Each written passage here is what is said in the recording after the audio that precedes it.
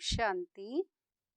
15 दिसंबर 2023 की बाप दादा की साकार मुरली।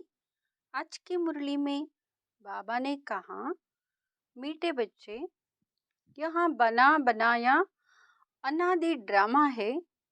इस ड्रामा में हर एक एक्टर की एक्ट फिक्स है। मोक्ष किसको भी नहीं मिल सकता। प्रश्न है, शिव बाबा अशरीरी है, वह शरीर में किस लिए आते हैं, कौन सा काम करते हैं और कौन सा नहीं। उत्तर, बाबा कहते, बच्चे, मैं इस शरीर में तुम्हें सिर्फ मुरली सुनाने आता हूँ। मैं मुरली सुनाने का ही काम करता हूँ। मैं खाने पीने के लिए नहीं आता हूँ। मैं आया हूँ तुम्हें नई राजधानी देने। बाकी स्वाद तो इनकी आत्मा लेती है। गीत छोड़ भी दे आकाश सिंहासन। ओम शांति। गीत बजाए ही वह जाते जिसमें अपना तल्लुक है। आकाश में कोई तख्त नहीं है। आकाश इस पोलार को कहा जाता है। बाकी आकाश तत्व में तो तख्त नहीं है। ना परमपिता परमात्मा इस आकाश में तख्त पर रहता है। बाप बच्चों को समझाते हैं, हम परमपिता परमात्मा और तुम बच्चे जो आत्माएं हो, दोनों इस सूर्य चांद सितारों से उस पार रहते हैं। उसको मूल वतन कहा जाता है। जैसे यहाँ आकाश में सूर्य चांद सितारे हैं, वैसे उबहू जाड़ के मुहाफिक महातत्व में आत्माएं रहती है। जैसे सितारे आकाश पर खड़े हैं, कोई चीज पर आधार नहीं है। अहम आत्माएं और परमात्मा बाप हम सब रहने वाले महातत्व में है। स्टार मुहाफिक ही है। ज्ञान सूर्य, ज्ञान चंद्रमा, ज्ञान सितारे। अब यहाँ तो समझाया है, जब जब भीड़ पड़ती है, दुख होता है, तब आता हूँ। पुराने को नया बनाना है जरूर। पुराने में ही भीड़ होती है। कलयुग में है दुख की भीड़। स्वर्ग में तो सुख ही सुख है। फिर से मुझे आकर सहज ज्ञान और सहज राजयोग सिखलाना होता है। सब बुलाते हैं कि आओ। कृष्ण के लिए नहीं कहते कि सिंहासन छोड़कर आ जाओ। कृष्ण के लिए सिंहासन अक्षर शोभता नहीं। वह तो प्रिंस ताना। सिंहासन तब कहे जबकि राजगद्दी मिले। हाँ, छोटे बच्चे को बाप गोद में व बाजू में बिठा सकते हैं। तो बाप समझाते हैं, आत्माएं मूल वतन में स्टार मुआफिक है। फिर वहां से नंबरवार आती रहती है। दिखाते हैं ना स्टार कैसे गिरते हैं। वहां से भी आत्माएं आकर सीधा गर्भ में जाती है। यह अच्छी रीति नोट करो। हर एक आत्मा को सतो रजो तमो से पास करना है। जैसे पहले लक्ष्मी नारायण आएंगे तो उनको सतो रजो अवस्था से पास होते। पुनर्जन्म लेते लेते फिर तमो प्रधान अवस्था को पाना ही है। हर एक का ऐसे है, वापिस जा नहीं सकते। इब्राहिम बुद्ध आते हैं, उनको भी सतो रजो तमो से पास करना है। पुनर्जन्म लेना पड़ता है। द्वापर में धर्म स्थापक आते हैं, वहां से पुनर्जन्म शुरू होता है। फिर तमो प्रधान बनना है। अब उनकी सदगति कौन करे? सदगति दाता तो एक ही शो है। कहते हैं सबकी सदगति करने मुझे आना पड़ता है। मेरे जैसा काम और कोई कर नहीं सकता। मैं देवी देवता धर्म भी स्थापन करता हूँ। तुमको राजयोग सिखा रहा हूँ। गति और सदगति दाता तो मैं हूँ। जब तुम प्योर बन जाते हो तो फिर मैं तुमको वापस ले जाता हूँ। तुम्हारी भी सदगति करता हूँ। तुम्हारे साथ जो अनेक धर्म वाले हैं उन धर्म स्थापकों को सहित सबका उद्धार करता हूँ। तुमको ज्ञान से श्रृंगार कर स्वर्ग के मालिक लक्ष्मी अथवा नारायण को वरने लायक बनाता हूँ। फिर तुमको वापस ले जाता हूँ। सबको पहले मुक्तिधाम भेज देता हूँ। सबका सदगति दाता भी हूँ। दूसरे धर्म स्थापक जो आते हैं वह सदगति नहीं करते। वह सिर्फ अपना धर्म स्थापन कर उनके वृद्धि करने लग पड़ेंगे।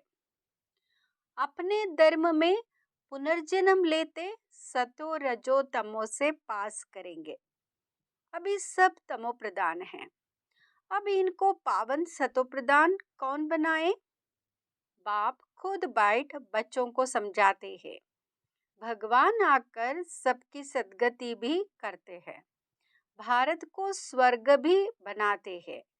जीवन मुक्ति के लिए राजयोग सिखाते हैं। इसलिए बाप की इतनी महिमा है। गीता है सर्वशास्त्रमयी शिरोमणि।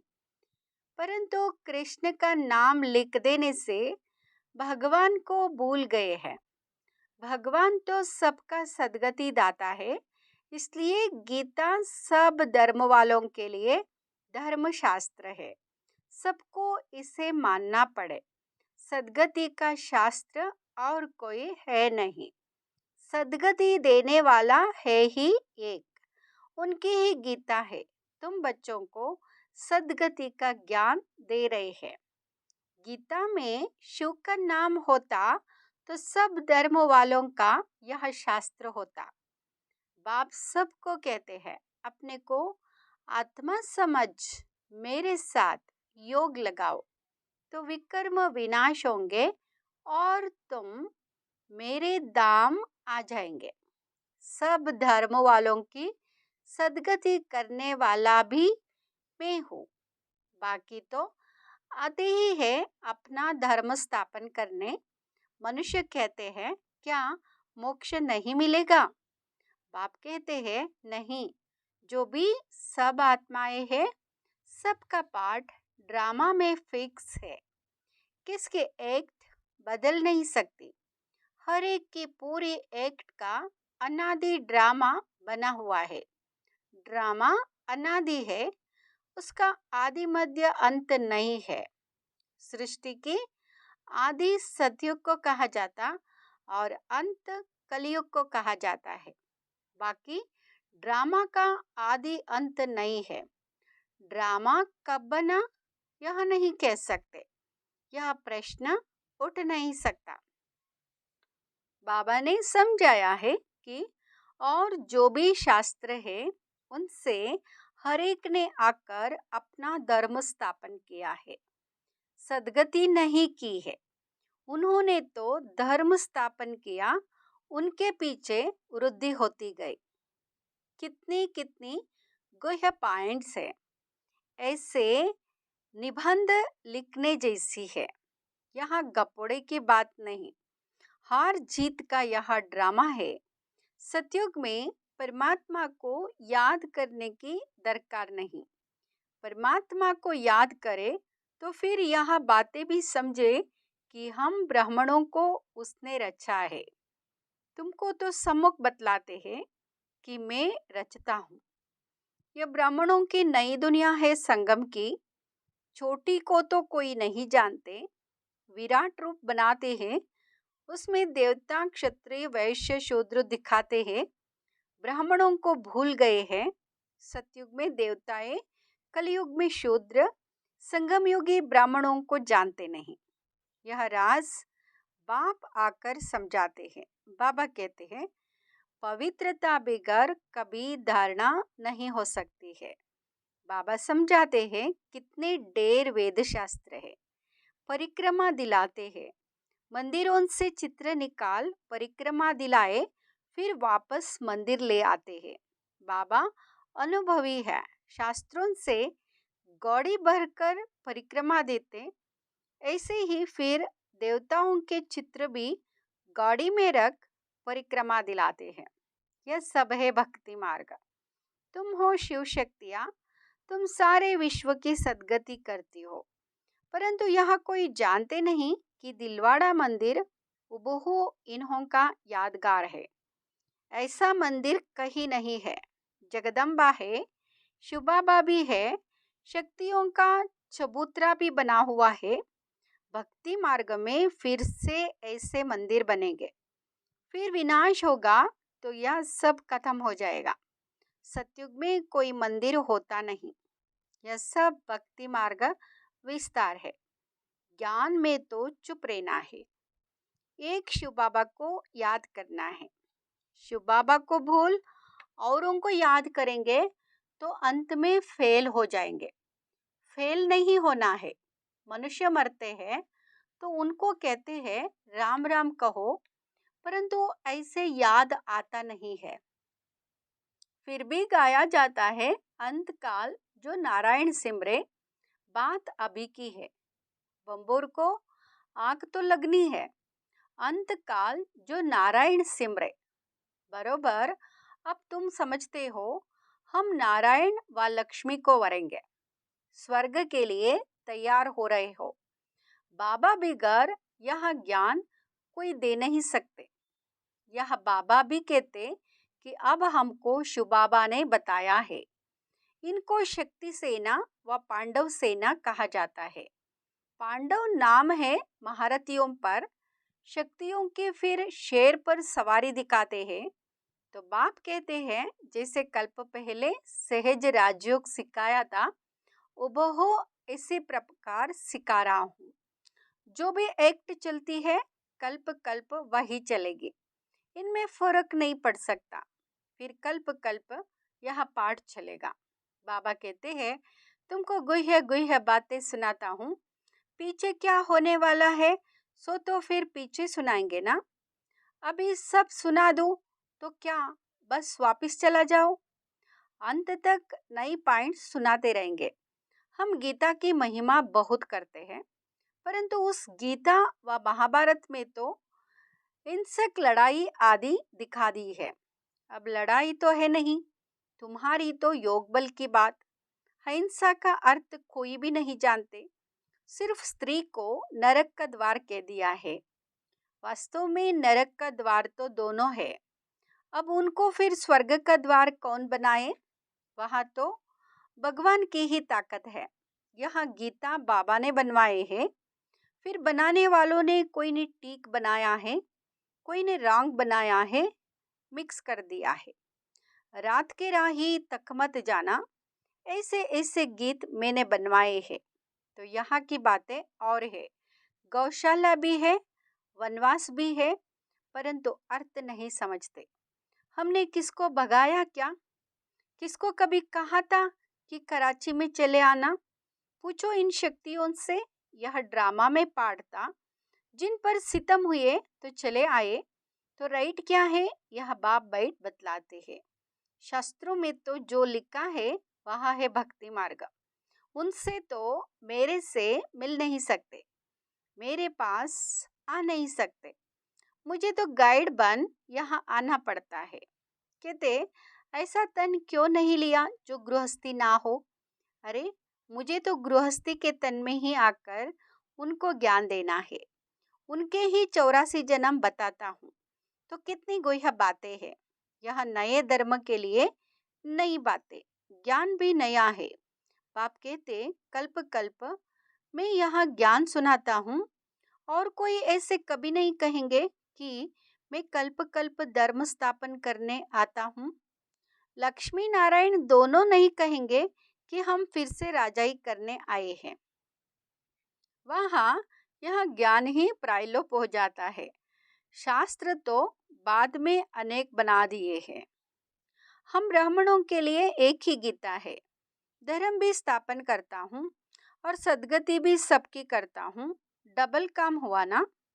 अब हम जो सुनाते हैं वह राइट है या उन्हों का राइट है, सो तो तुम जानते हो। मैं कौन हूँ? मैं ट्रुथ हूँ। मैं कोई वेद शास्त्र नहीं सुनाता हूँ। भले इसने पढ़े तो बहुत है, परंतु वह सुनाते थोड़े ही है। यह तो शिव बाबा नई नई बातें सुनाते हैं। वह तो अशरीरी है, सिर्फ यह मुरली सुनाने का काम करने आते हैं, न कि खाने पीने आते हैं। मैं तो आया ही हूँ तुम बच्चों को फिर से राजधानी देने। स्वाद इनकी आत्मा लेती है। हर एक का धर्म अलग है। उन्हें अपना धर्म शास्त्र पढ़ना है। यहाँ तो ढेर शास्त्र पढ़ते रहते हैं। सार कुछ भी नहीं है। जितना पढ़ते रहते असार संसार होता जाता है। तमो प्रधान बनना ही है। पहले पहले सृष्टि में तुम आए हो। तुम ब्राह्मणों ने माता पिता से जन्म लिया है। उस तरफ है आसुरी कुटुंब, यहाँ है ईश्वरीय कुटुंब। फिर जाकर दैवी गोद लेंगे, स्वर्ग के मालिक बनेंगे। माता पिता की मत पर चलेंगे तो स्वर्ग के सुख गनेरे मिलेंगे। बाकी रुद्रज्ञान यज्ञ में विघ्न तो जरूर पड़ेंगे। पाप कहते हैं बच्चे विकारों पर जीत पाने से ही तुम जगज्जीत बन सकते हो। ऐसे थोड़े ही शादी नहीं करेंगे तो कमजोर रह जाएंगे। सन्यासी पवित्र बनते हैं, फिर वह कितने मोटे तंदुरुस्त रहते हैं। यह तो ब्रेन का काम है, मेहनत है। दधीची ऋषि का मिसाल है ना। सन्यासियों को तो बहुत माल मिलता है। बाबा खुद बहुत माल दिखाते थे। यह तो बहुत परहेज रखनी पड़ती है। अच्छा, मीठे मीठे सिकिलदे बच्चों प्रति माता पिता बाप दादा का याद प्यार और गुड मॉर्निंग। रूहानी बाप की रूहानी बच्चों को नमस्ते। हम रूहानी बच्चों की रूहानी माता पिता बाप दादा को याद प्यार गुड मॉर्निंग और नमस्ते। धारणा के लिए मुख्य सार। ज्ञान के अच्छी धारणा के लिए पवित्रता के व्रत को अपनाना है। अंतकाल है, इसलिए ऐसा अभ्यास करना है जो एक बाप के सिवाय और कोई याद ना आए। दूसरा, दधीची ऋषि मिसल सेवा करते विकारों पर विजय प्राप्त कर जगज्जीत बनना है। वरदान, समय की रफ्तार प्रमाण सर्व प्राप्तियों से भरपूर रह माया जीत बनने वाले तीव्र पुरुषार्थी भाव। बाप दादा ने जो भी प्राप्तियां कराई है उन सर्व प्राप्तियों को स्वयं में जमा कर भरपूर रहो। कोई भी कमी ना रहे। जहाँ भरपूरता में कमी है वहाँ माया हिलाती है। माया जीत बनने का सहज साधन है सदा प्राप्तियों से भरपूर रहना। कोई एक भी प्राप्ति से वंचित नहीं रहो। सर्व प्राप्ति हो। समय की रफ्तार प्रमाण कोई भी समय कुछ भी हो सकता है। इसलिए तीव्र पुरुषार्थी बन अभी से भरपूर बनो। अभी नहीं तो कभी नहीं। स्लोगन, सत्यता और निर्भयता की शक्ति साथ हो तो कोई भी कारण हिला नहीं सकता। सत्यता और निर्भयता की शक्ति साथ हो तो कोई भी कारण हिला नहीं सकता। ओम शांति।